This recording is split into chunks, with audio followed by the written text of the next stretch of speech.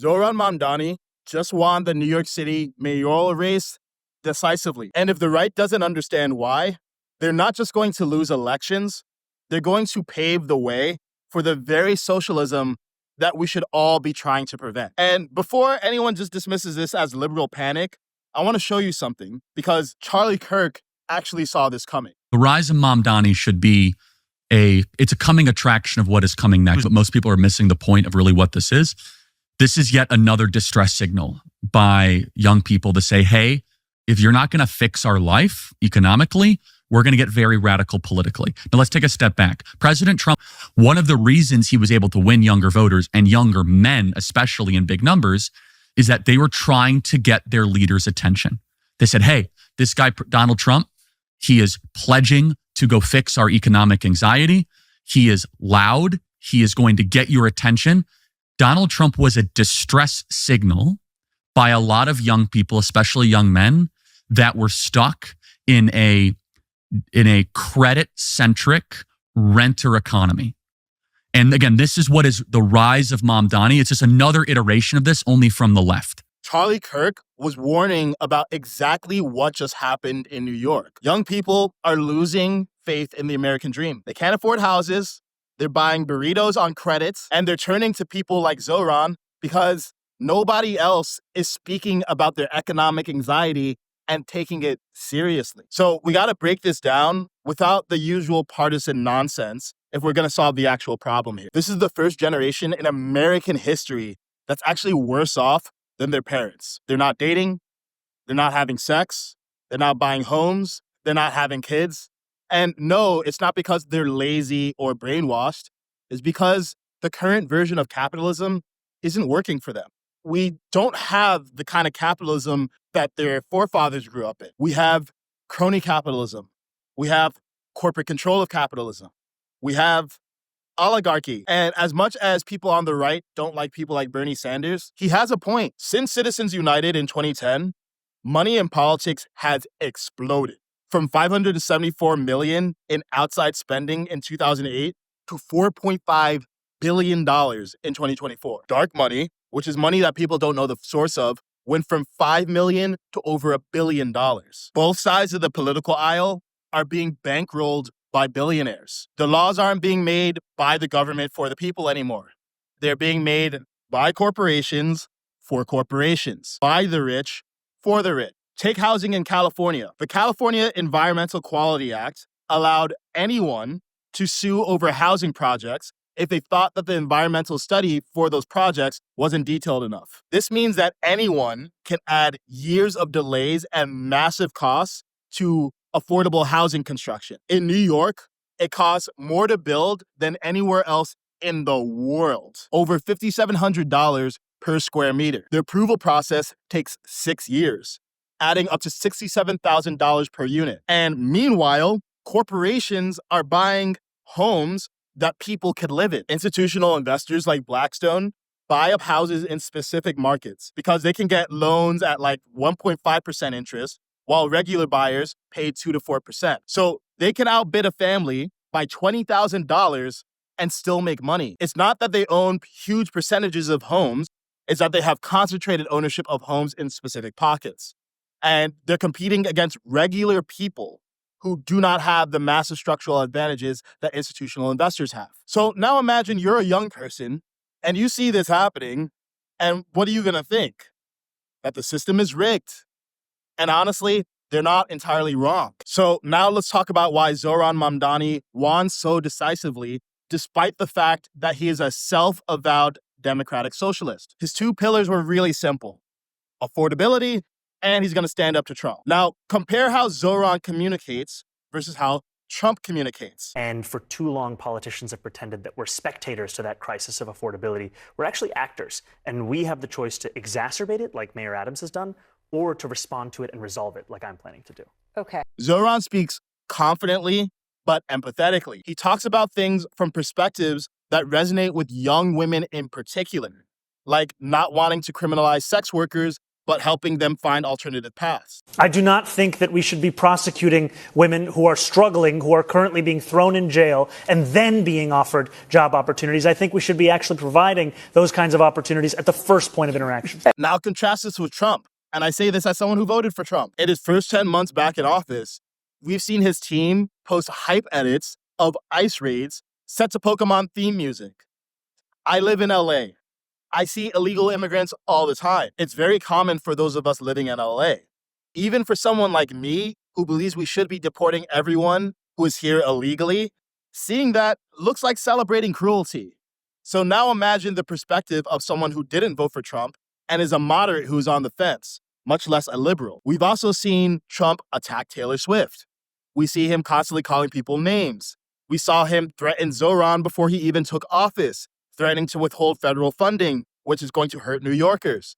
We've seen him comment on people's appearances. Now, look, I get why people like Trump's style because it's authentic, it's funny, and he sticks it to people who stick it to him. But here's the reality.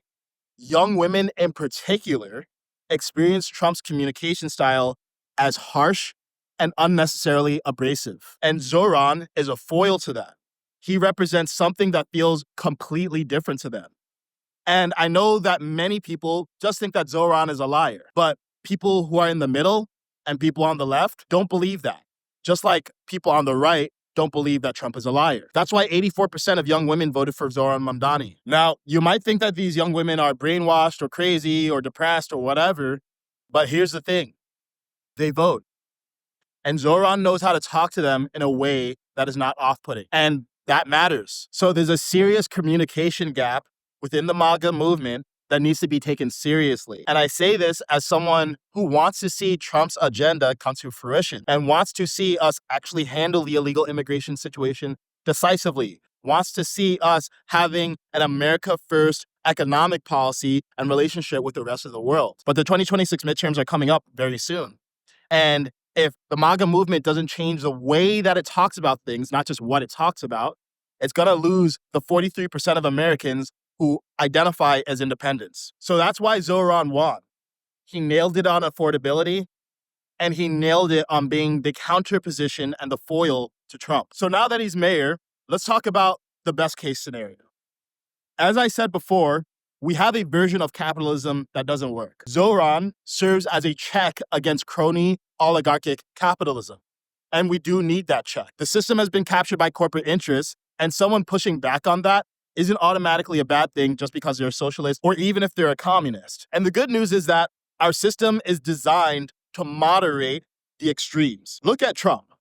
People said that he was going to be a threat to democracy and he's going to bring fascism to the United States. And if you actually look at what happens in the news every day, he's being checked constantly. There's court rulings by the judiciary, this institution's fighting back. New York is also an incredibly hard place to make radical change. When the rubber meets the road, you actually have to work with people who disagree with you. And there's a lot of people in New York who disagree with Zohran. And just like Obama had ideas before he got in office that he was not able to follow through on, Zohran has ideas that it's going to be very difficult for him to follow through on against the establishment.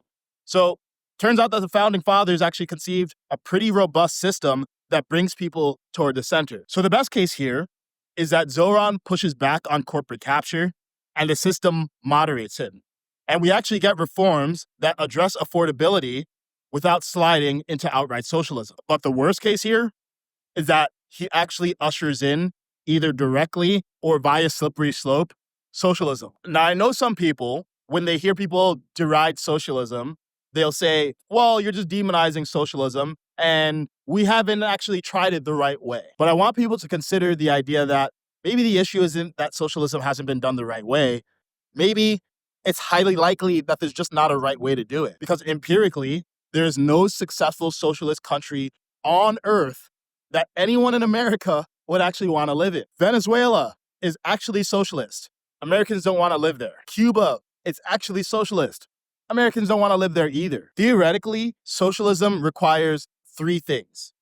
One, a massive, efficient government, which is a contradiction because the bigger something is, the harder it is to make it efficient. It also requires altruism to outweigh profit motive.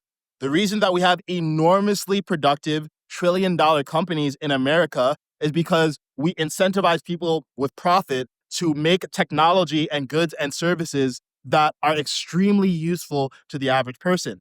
That's how the social media platform that you're watching me on right now was created. That's how the phone that you're watching me on right now was created. That's how the computer that you're listening to me on was created. And here's the other thing, the third pillar of socialism. Socialism requires that the government owns the means of production. For example, food production or healthcare provision, water, energy. But here's the problem.